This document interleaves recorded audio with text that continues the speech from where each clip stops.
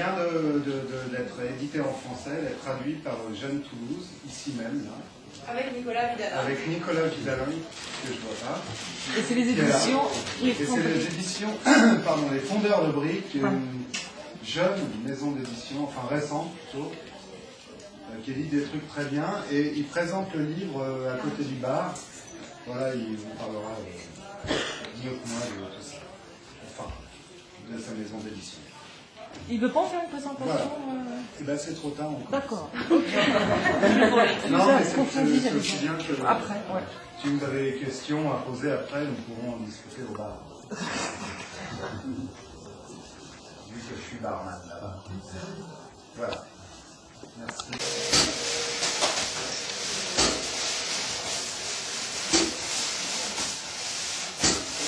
Avant mon 20e anniversaire, j'étais sur le banc des accusés d'une cour d'assises pour tentative de vol. Je suis acquitté, mais ça, c'est une autre histoire. Entre 14 et 20 ans, je m'étais enfui de chez mon père et j'avais pris la route. J'étais devenu un voleur à l'arraché, un videur de tiroir-caisse, un chapardeur, un visiteur de pension bon marché, en somme, un gagne-petit plein de promesses. À 25 ans, j'étais un cambrioleur confirmé, un rôdeur de nuit attentif à ne jeter son dévolu que sur les meilleures maisons, celles des gens aisés, négligents et assurés. Je les visitais aux premières heures de la nuit, toujours à 30 ans, j'étais un membre respecté de la confrérie des Yeggs, casseur de coffre-fort, d'une profession dont on ignore presque tout. Le Yegg est silencieux, secret, toujours sur ses gardes. Éternel voyageur, il ne travaille que de nuit. Il ne se montre pas au grand jour, s'égare rarement loin de ceux de son espèce et évite toujours de se faire connaître. Ne se déplaçant jamais sans son revolver chargé, le Yegg fait des doigts dans le mouvement.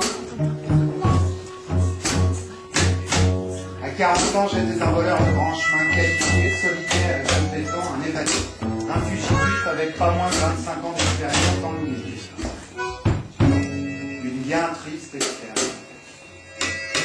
Innombrables vols, effractions, cambriolages, toutes les manières possibles d'attenter à la propriété. Arrestation, procès, acquittement, condamnation, évasion. J'en vois 4 qui se dessinent plus nettement. Maison d'arrêt, centre de détention, prison municipale, caserne de la police. Cachot. Les régimes au pain et à l'eau, les mauvais traitements, les coups de fouet, la meurtrière, c'est l'histoire. Je revois les fumeries d'opium, les rades à poivreaux, les revers de voleurs et de mendiants, crime, suivi d'un châtiment rapide sous une forme ou une autre. J'ai très peu eu l'occasion de boire un verre de vin sur cette France. J'ai rarement vu une femme sourire, j'ai entendu peu de chansons.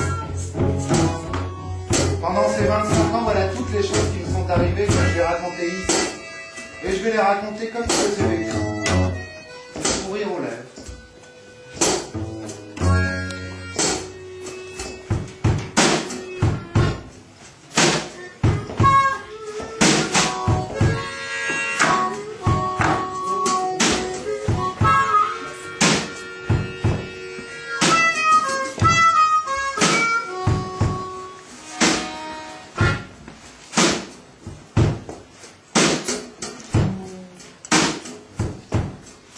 Les soirées m'appartenaient, je les passais dans Barbaricos ou bien sur le front de mer. Vêtu d'un vieux costume avec en poche $1 ou 2 en argent, je traînais dans les pensions pour marins. J'adorais écouter ces gars musclés à la peau brune couverte de tatouages qui parlaient dans toutes les langues, mangeaient, buvaient, se battaient, chantaient leurs curieuses chansons et racontaient les histoires de leurs épreuves et de leurs aventures sur toutes les mers du globe. C'est là que j'ai appris à me méfier des Shanghaïs. Ces recruteurs malins qui étaient les jeunes gars costauds fraîchement arrivés de la campagne et les assommaient avec leur voûte magique pour les embarquer de force comme membres d'équipage. C'est auprès de ces enrôleurs de force qui sévissaient sur le front de mer que les voleurs lâches et sans scrupules ont appris les effets stupéfiants du chloral dont ils se servirent ensuite aveuglément avec des conséquences.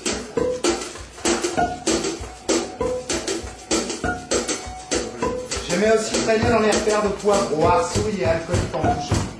C'était des pièces sales, sombres, tout en longueur, avec des rangées de tables branlantes et un long comptoir derrière lequel étaient rangés des barils de cette boisson mortelle, nommée jus de pied et encre rouge par les poivrons. Quelques poivrons pouvaient acheter pour 5 cents quelque chose qui ressemblait à du ragoût et un gros morceau de pain rassis. Le ragoût provenait d'une immense marmite qui était constamment sur le feu. Plusieurs fois par jour, le portier, qui était aussi cuisinier et poivreau, ajoutait dans la marmite un tas de légumes ramassés à la fin du marché sans les laver ni les peler. Suivait un tableau de morceaux de frites, de rondures et de restes de viande couverte.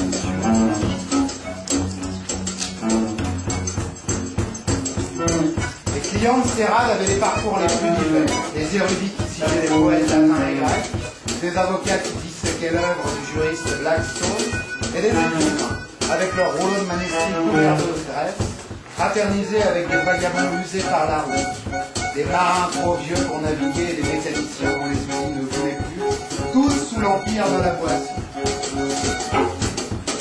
Ils étaient attablés en groupe, à boire du vin, l'alcool de la forme à manger à la tour arracheuse, dans tous les récipients possibles et imaginables.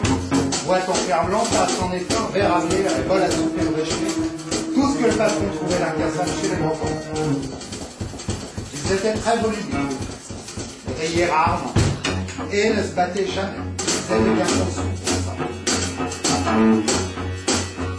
Quand ils ne pouvaient plus rien avaler ou qu'ils n'avaient plus d'argent, ils titulaient, ou rampaient vers le fond de la salle et s'allageaient sur le dos, alignés, la tête contre le mur, les chapeaux cachant leur visage rouge et nu.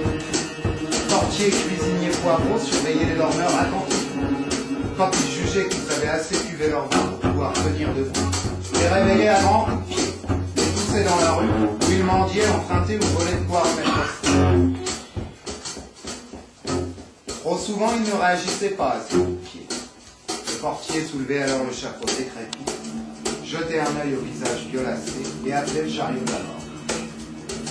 Cette triste compagnie qui venait des 4 coins du monde et de toutes les strates de la société, anéantie par son besoin maladif, mystérieux et irrépressible d'alcool, buvait jusqu'à changer de couleur dans les râles à poivreaux et mourait par terre ou sous les trottoirs de bois de la vie. Les râles à poivreaux ont aujourd'hui disparu. Faut-il leur vérifier? Les poivreaux aussi ont disparu. À leur place, sont apparus les buveurs d'alcool de gingembre de Jamaïque, d'alcool de chauffage et d'alcool de bois. Et il serait difficile de les étudier en détail, ils meurent trop vite.